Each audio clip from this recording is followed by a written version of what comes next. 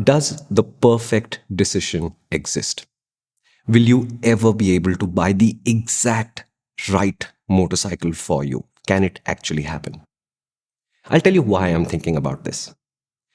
I was in the airport, flights were delayed. I met somebody who watches MotorInc, and I discovered that they were completely paralyzed trying to choose between two motorcycles. They just could not decide, and it had been months for this person trying to choose between the two motorcycles because they wanted to make the perfect decision. But can you actually make the perfect decision? Is it humanly possible to do it? You'd be 24 or 34 or 44 years old. Think about your last 2 or 3 or 4 decades of life. How many times can you point to a decision and say, that was perfect? Because if you think about it, that's not how we grow.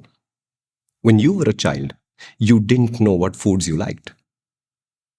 Over time, you discovered that you love Karela, or you hate Tinda, or whatever version of food works for you. How did you do it?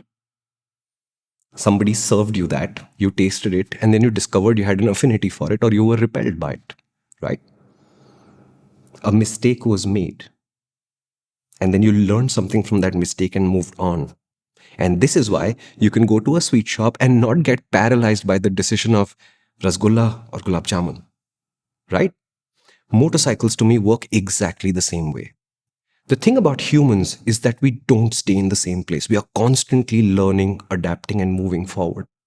Your taste in motorcycles 2 years ago is not what it is today.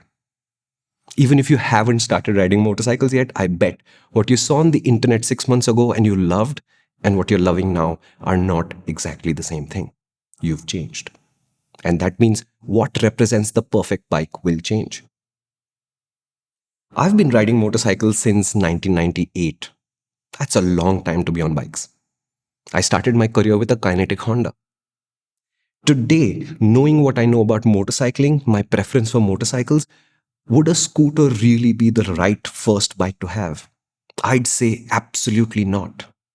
But 1 year on that scooter taught me the idea that I needed something fast and exciting. Otherwise, I was getting disinterested in the idea of motorcycling itself.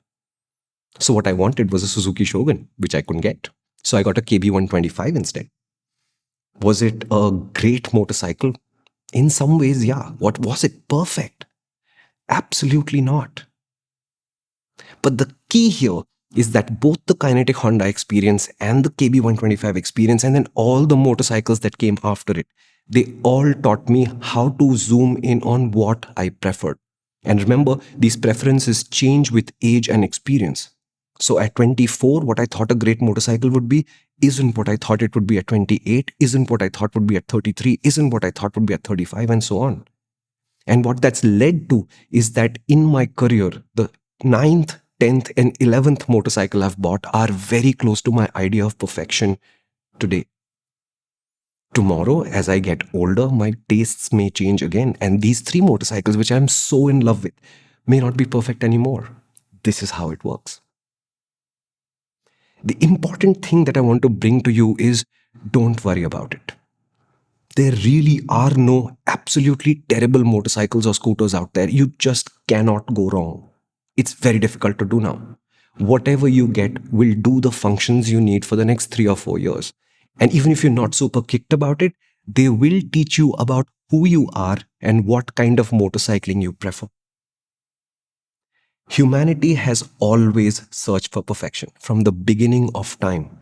It's why we grow.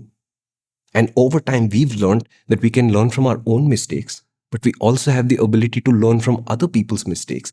And we have the ability to transfer these learnings to other human beings too.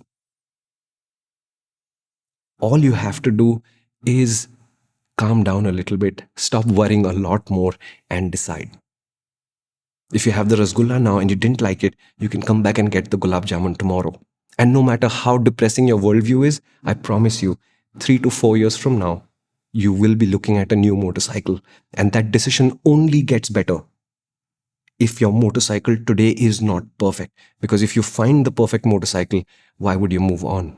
And would you not like to move on? The perfect decision is a great thing to aspire for, and we should all work really hard towards that idea of perfection.